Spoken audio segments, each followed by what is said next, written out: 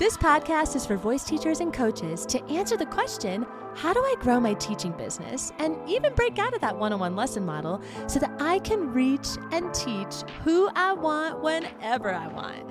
I'm your host, Allie Tyler, voice teacher of over a decade and marketing and business coach for fellow voice teachers. Welcome to the Voicepreneur podcast. Hello, lovely voice teacher.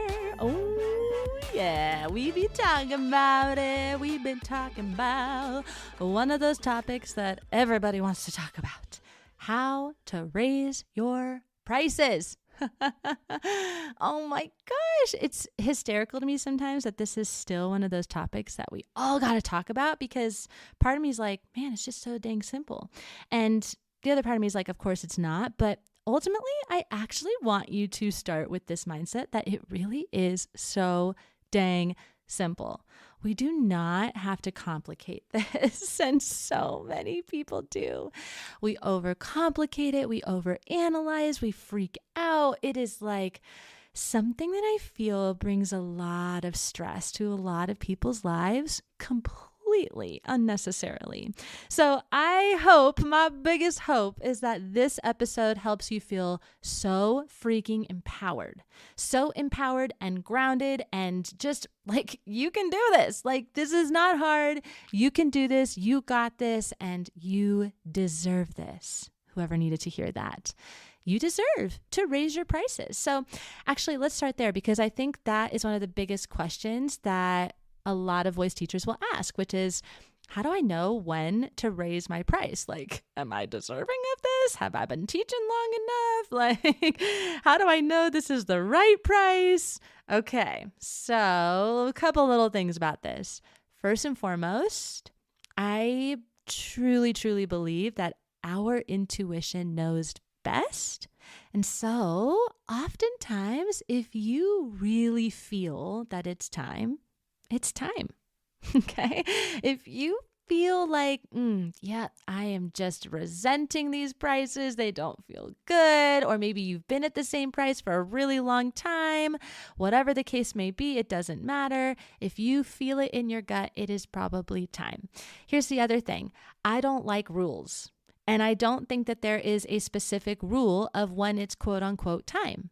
Even saying it's time feels weird to say. So I don't even know how to talk about it, but I'll just say that there is no right or wrong time. Okay. There's no rules. It is all good. However, if you want a couple of other indicators to help you really feel into this and beyond just, I think, my intuition is telling me it's time. A couple of other things are, of course, you have a lot of students, right? You have an overflow of students. Maybe you have a wait list. Maybe, when you tell people what your prices are, they don't even bat an eye. Or maybe you've even heard from your clients, whoa, seriously, this is it? Like, this is all you're charging? I love that when your clients are actually the ones who are supporting you in raising your prices. That's always a good feeling. But those are typically little telltale signs that it may be time. Like I said, it may be time. It may feel right. How to know when to raise your prices. Now, here's the other fun thing, really fun thing. Legitimately, if you wanted to raise your price tomorrow, you could. So easy. And I'll talk about that in just a second. But you could raise your price with the click of a button. It's not something that you need to make a big thing about. So we'll talk about that in just a second, but I just want you to remember that. So if we know that, like actually literally we could raise our prices anytime we want, so to speak, I also, of course, need to give a nice I love you but moment in there in saying that I'm not going to sit here and be like, do it anytime you like, because that's really not fair for me to say. I recognize that I am creating a podcast that hundreds of people listen to, voice teachers of all kinds of skill levels and knowledge and experience levels. And I can't just be like, raise your price to $150 an hour if you aren't a teacher that should be charging that. You know what I mean? So I can't do that. I can't be like, raise your price anytime you want. That just feels irresponsible for me to do. So here's what I will say. There's knowledge there's experience, and then there's skills. And it's very important to know and own where you're at. If you are in the knowledge stage, then that probably means you are in that learning stage. You're learning about how the voice works and you're kind of in the newer stages of teaching, and that's freaking amazing. Don't stop. We need you. We love you. And own it. Don't charge $150 an hour. You know what I mean? So you got to know where you're at. There's knowledge, there's experience, and then there's skills. And gosh, I can't even talk about numbers in this episode because we got exchange rates. We got the fact that there's inflation. We got so many friggin' things happening right now. So own where you're at, be self-aware, take note of whether or not you actually support your students in experiencing their intended result. That's a really important thing. You know, like if they come in and they're not seeing the results, then you probably don't want to be charging that much either, right? So, okay, that I could go on a tangent on forever, and I'm not going to. Let's talk about the meat of this episode. We're assuming that you're feeling good, you want to raise your prices. Awesome. Like I said, you can do this whenever and however you want to. So here's what I mean. There's no specific time to do it. I think I've talked about in the past that September tends to be a great time. January tends to be a great time. And that is true. But like I said, there's no rules. You can start tomorrow. You can start next month. It does not matter. Okay. So that's something I really want you to just like get rid of in your brain, that it has to be a specific time frame and it's got to be this big old hoo-ha, and it really doesn't. Because here's the magic, my friend. This is like one of my very favorite things about running a business. There is a front end and there is a back end to your business. Meaning the front end is what everybody sees, right? It's your website, it's your posts, it's like all the things that everybody sees. But then on the back end, this is the stuff people don't see.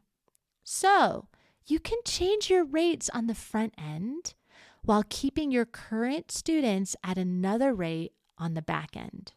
You may have heard of this as kind of like the grandfather method, right? And the grandfather method essentially says, keep your current students where they're at, they are grandfathered in, and then everybody new that comes in, they are on a whole new rate. And I love this. I love this so much because you can literally change the front end with a click of a button anytime you want. So if I wanted to just change my rates for my voice lessons, I could just go into my website editor, which is Squarespace. I could just delete the number and then make it a new number. And that's the end of that. Like, it's so freaking simple. It does not have to be a big thing. You don't have to tell your current students because it doesn't affect them, right? Now, here's the one thing I will say about this with that little caveat there.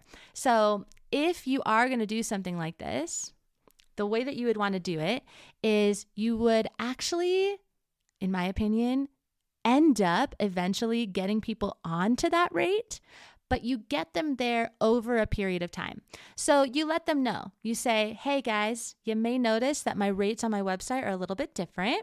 And that's because you are on a special rate as a thank you for being such a loyal student. Now, I do want to be clear that you're going to continue paying this special rate until X date, right? And so you can pick that date in which I will bring you, student, up to where everyone else is at. And so that is really nice. I've had people do this for me in various different occasions, and I love that because not only do I feel super special and like I'm getting an actual discounted rate, but I also have a heads up. And that's really nice, right? Having a heads up of when that rate is going to change. Now, you don't have to do it that way. You could just raise everybody's rates. And if you do it that way, what I would recommend doing is giving them notice. So a minimum of 1 month, but I usually do between 2 to 3 months, and let them know that these are the new rates that they're going to be, right? So that's literally how you do it. That is how you raise your rates. It is so freaking simple. Now, here's a couple of things I want to address because I know that there are a lot of thoughts that are coming up for people right now. The first thing is that you can always change your rates. I know that sounds crazy, but you can, because rates are experimental. And every time people come to me and they ask me, what should I charge? Blah, blah, blah. I'm like, dude, I don't know. Experiment. Who are your people? Like, what do they want? I don't know what your people want. Like you have to just throw out a price and see if it feels good. And not only if it feels good for them, but if it feels good for you.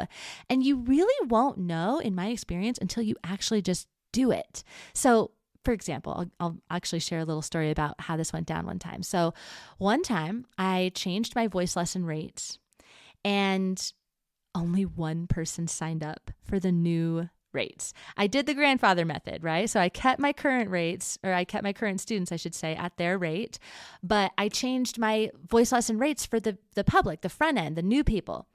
And after I don't remember, I think it was like a few weeks of me kind of promoting this and emailing about it and marketing it in my own whatever way I did, literally only one person signed up for these new lesson lengths. And I was kind of like, oh shit, I think I didn't quite nail that pricing. And here's the thing, I really had to sit with it, and I'm going to teach you a process to really sit with your fears in just a second, but I had to really sit with it and analyze whether or not it was me and my ego that was freaking out about the fact that people were not signing up, or if it genuinely just did not feel like the right price. And here's where I landed. It just genuinely didn't feel like the right price. I did not feel good talking about my price. Like it felt too big. It felt like I was trying to be something that I wasn't. And I think this is a thing that a lot of voice teachers do. We get really caught up in high ticket things that we're seeing. So I was trying to be something that I wasn't, and it did not match my branding for amateur adults. Amateur adults probably don't want to pay a high ticket thing for singing lessons because they are dabbling. They are figuring out if this is something they want to commit to. And of course they end up committing because we vibe and I'm a great teacher and blah, blah, blah. But like those beginning people, when they are first signing up, it doesn't make any sense to have a high ticket thing. I need to give them some sort of price that is an intro price, right? Something that feels that is approachable. So that's what I ended up doing. I actually ended up changing my pricing after I already put it out there and after somebody had already signed up. Yes, I actually did that because you can. You're your own boss. You are discerning. You are intuitive. You can make strategic decisions like this. And it's not that hard because literally all I did was I just refunded her the difference. And I said, hey, I changed some things up and lucky you. It's actually going to be a little bit cheaper. So here's the refund of the amount that you paid over for it.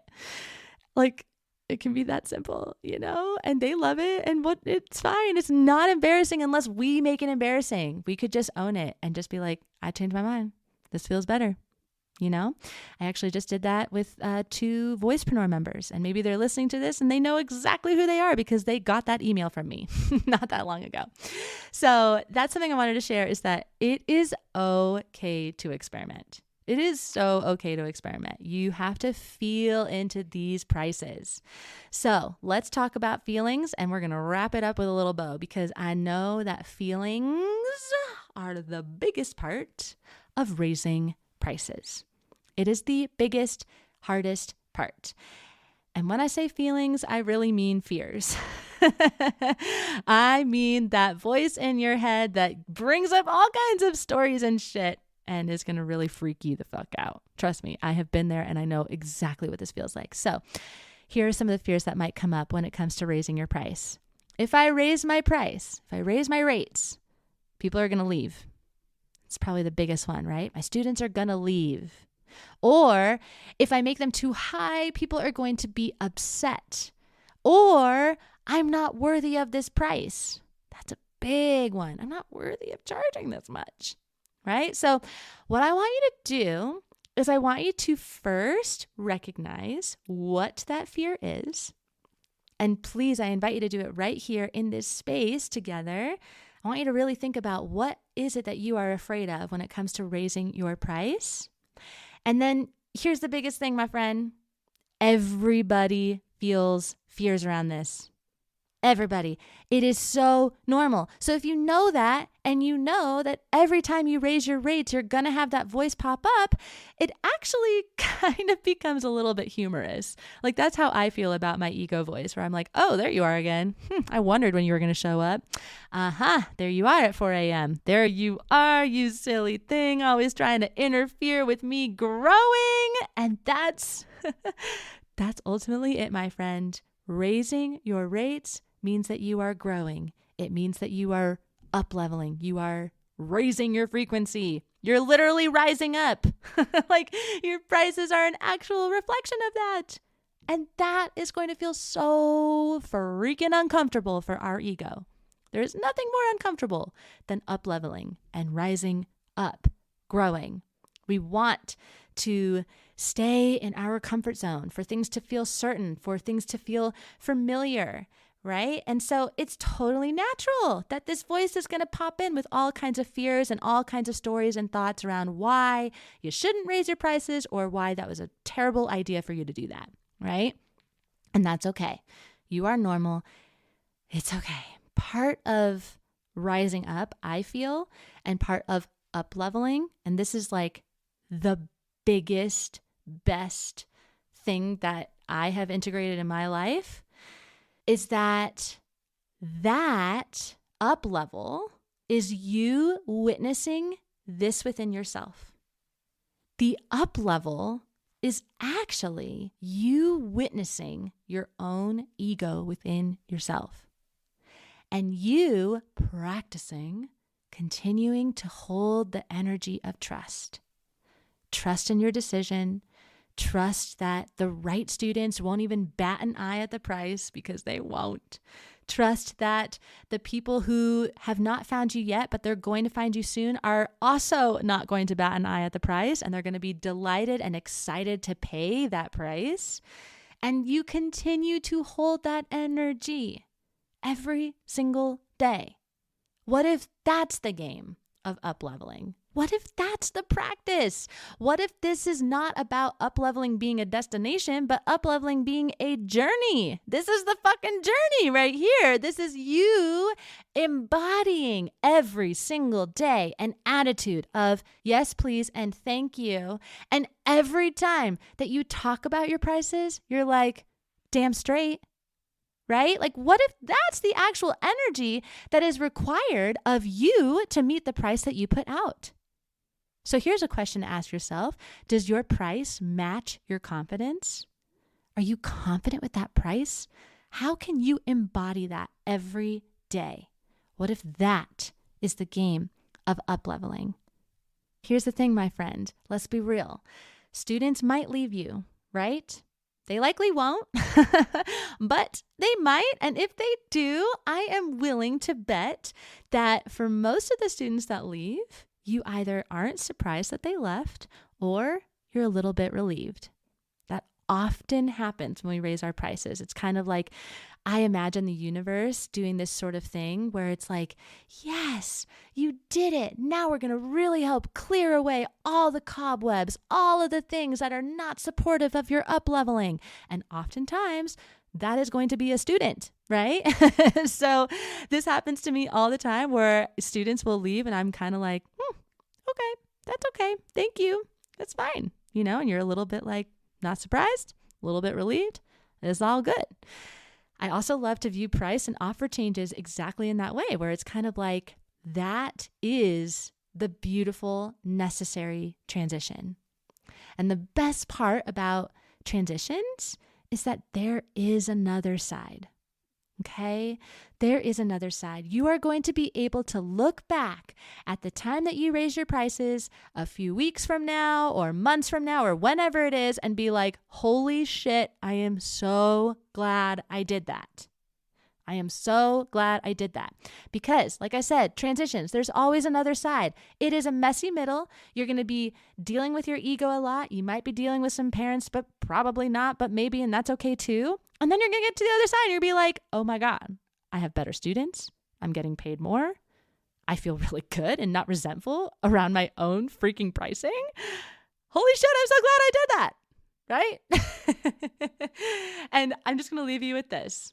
I have worked with hundreds of voice teachers, and every single time that they come to me freaked out about raising their prices, and they do it, they will come back to me and say, holy shit, I'm so glad I did that. Like, that was everything. Parents didn't leave. It was not that dramatic. And it really wasn't that big of a deal to people that did leave. It is not that big of a deal. It's not that big of a deal, okay? Please remember that in your heart. You have got this. This is mostly in your head. It is mostly in your head. And I can't wait to get that DM from you. That's like, holy shit, I'm so glad I did that. So please DM me when you raise your rates. Let me know how it goes. Let me know what landed for you in this episode. And I cannot wait to hear the big changes that are happening with your up-leveling. Oh my gosh, it is so freaking awesome. You're amazing. Have a wonderful rest of your day, and I will catch you in the next episode. Oh my goodness, that was so juicy, and I'm so glad you're still here listening. You are amazing, and I can't wait to see what you take away from this episode and what you bring into your teaching business. Oof, it is going to be so good. If you want to come and see for yourself what it means to grow and scale your teaching business, come and check out the resources inside of the show notes or visit us over at thevoicepreneur.com. If you enjoyed this episode, take a screenshot, share it on your Instagram stories, and tag me at The Voicepreneur. Or if that's not your vibe, that's totally fine. Share it with your 2 best voice teacher friends so that we can continue spreading the good word that you can create a sustainable, spacious, and fun as fudge cake teaching business that makes an enormous impact on your students' lives and your life and your bank account. It's awesome. Thank you so much for being here. I love you so much, and I can't wait to see how your business changes your life. I'll catch you in the next episode.